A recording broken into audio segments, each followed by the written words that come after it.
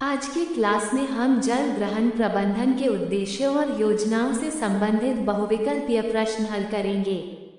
आपका पहला सवाल है, जल ग्रहण प्रबंधन का मुख्य उद्देश्य क्या है? ए. मृदा अपरदन को बढ़ाना। बी. जल संसाधनों का संरक्षण और विकास। सी. जल निकासी को बढ़ाना। डी. केवल खेती को बढ़ावा देना। इसका उत्तर है बी. जल संसाधनों का संरक्षण और विकास। आपका अगला सवाल है, निम्नलिखित में से कौन सा जल ग्रहण प्रबंधन का लाभ नहीं है? एक. भूजल स्तर में वृद्धि। बी. मृदा की उर्वरता बनाए रखना। सी. वनों की कटाई को बढ़ावा देना। डी. ग्रामीण आजीविका में सुधार। इसका उत्तर है सी. वनों की कटाई को बढ़ावा देना। आपका अगला सवाल है, भारत में जल ग्रहण प्रबंधन कार्यक्रम WMP कब शुरू किया गया था? ए. 1980। बी. 1994। सी. 2001। डी. 2009। इसका उत्तर है बी. 1994। आपका अगला सवाल है, जल ग्रहण प्रबंधन की कौन सी योजना मुख्य रूप से ग्रामीण क्षेत्रों में लागू की जाती है? ए. मनरेगा। बी. प्रधानमंत्री कृषि सिंचाई योजना। सी. एकीकृत जल ग्रहण प्रबंधन कार्यक्रम IWMP। डी. स्मार्ट सिटी योजना। इसका उत्तर है सी. एकीकृत जल ग्रहण प्रबंधन कार्यक्रम IWMP। आपका अगला सवाल है, जल ग्रहण प्रबंधन के अंतर्गत कौन सी गतिविधि शामिल नहीं है? ए. वृक्षारोपण। बी. चेक डैम निर्माण। सी. मृदा संरक्षण। डी. शहरीकरण। इसका उत्तर है डी. शहरीकरण। आपका अगला सवाल है, जल ग्रहण क्षेत्र में मृदा अपरदन को नियंत्रित करने के लिए कौन सी तकनीक उपयोगी है? ए. जल निकासी प्रणाली। बी. कृषि वानिकी। सी. जल निकासी को बढ़ाना। डी. अधिक सिंचाई। इसका उत्तर है बी. कृषि वानिकी। आपका अगला सवाल है, निम्नलिखित में से कौन सा जल ग्रहण प्रबंधन का एक पारंपरिक तरीका है? A. Rain water harvesting. B. Borewell drilling. C. औद्योगिक जल उपयोग। डी. जल निकासी चैनल। इसका उत्तर है ए. Rain water harvesting. आपका अगला सवाल है, जल ग्रहण प्रबंधन में चेक डैम का उद्देश्य क्या है? ए. जल का संग्रह और भूजल पुनर्भरण। बी. जल निकासी में वृद्धि। सी. जल प्रदूषण को बढ़ाना। डी. मृदा की उर्वरता कम करना।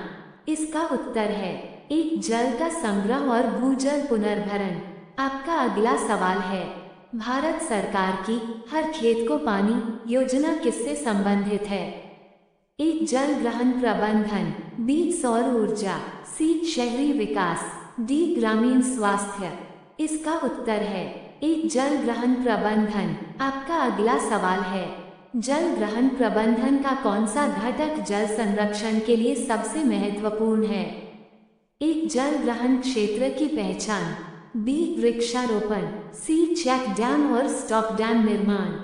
डी. सभी उपरोक्त। इसका उत्तर है डी. सभी उपरोक्त। आपका अगला सवाल है, जल ग्रहण प्रबंधन का कौन सा उद्देश्य प्राथमिक रूप से पर्यावरण संतुलन बनाए रखना है? ए. औद्योगिक विकास। बी. जल संसाधनों का उपयोग। सी. पारिस्थितिकीय संतुलन का संरक्षण। डी. शहरीकरण को बढ़ावा देना। इसका उत्तर है सी. पारिस्थितिकीय संतुलन का संरक्षण। आपका अगला सवाल है, जल ग्रहण क्षेत्र में जल पुनर्भरण को बढ़ावा देने के लिए कौन सा उपाय सबसे अधिक प्रभावी है? ए. नहर निर्माण। बी. तालाब और जलाशयों का निर्माण। सी. सड़कों का निर्माण। डी. रेत खनन। इसका उत्तर है बी. तालाब और जलाशयों का निर्माण।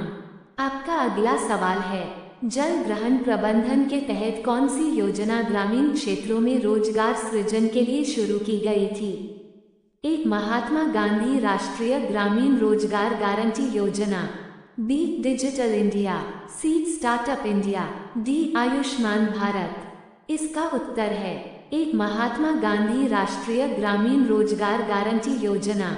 आपका अगला सवाल है, जल ग्रहण प्रबंधन में कंटूर ट्रेंचिंग का मुख्य उद्देश्य क्या है? ए. मृदा अपरदन को रोकना। बी जल निकासी को बढ़ाना, सी शहरी विकास को बढ़ावा देना, डी जल प्रदूषण को नियंत्रित करना। इसका उत्तर है ए मृदा अपरदन को रोकना। आपका अगला सवाल है एकीकृत जल ग्रहण प्रबंधन कार्यक्रम IWMP का उद्देश्य क्या है? एक जल स्रोतों का दोहन, बी कृषि उत्पादकता बढ़ाना और जल संरक्षण, सी शहरीकरण को बढ़ावा देना, डी वनों की कटाई। इसका उत्तर है बी कृषि उत्पादकता बढ़ाना और जल संरक्षण। आपका अगला सवाल है जल ग्रहण क्षेत्र में जल संरक्षण के लिए कौन सी परंपरागत पद्धति उपयोग की जाती है?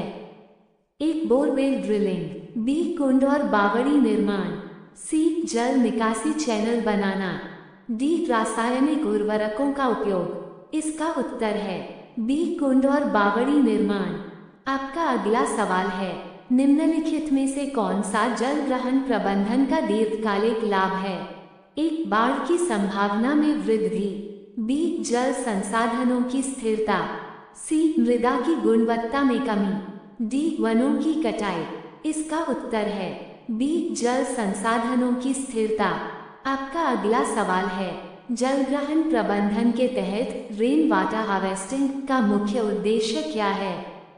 एक पानी का संरक्षण और पुनर्भरण, बी जल का अपव्यय, सी शहरीकरण को बढ़ावा देना, डी नदियों का प्रवाह बढ़ाना।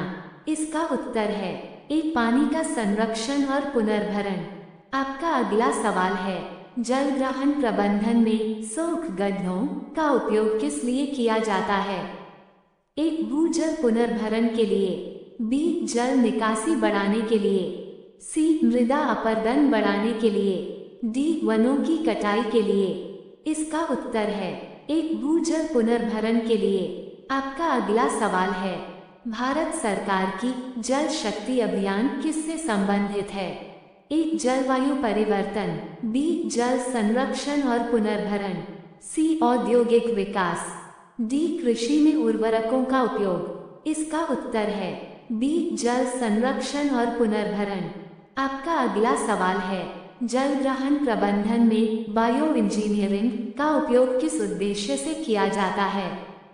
एक मृदा अपरदन रोकने और स्थिरता बढ़ाने के लिए, बी जल निकासी में वृद्धि के लिए, सी वनों की कटाई के लिए, डी जल प्रदूषण बढ़ाने के लिए। इसका उत्तर है एक मृदा अपरदन रोकने और स्थिरता बढ़ाने के लिए। आपका अगला सवाल है जल ग्रहण क्षेत्र में वनरोपण का मुख्य लाभ क्या है? एक मृदा और जल संरक्षण, बी जल निकासी बढ़ाना, सी शहरीकरण को बढ़ावा देना, डी औद्योगिक उत्पादन। इसका उत्तर है एक मृदा और जल संरक्षण।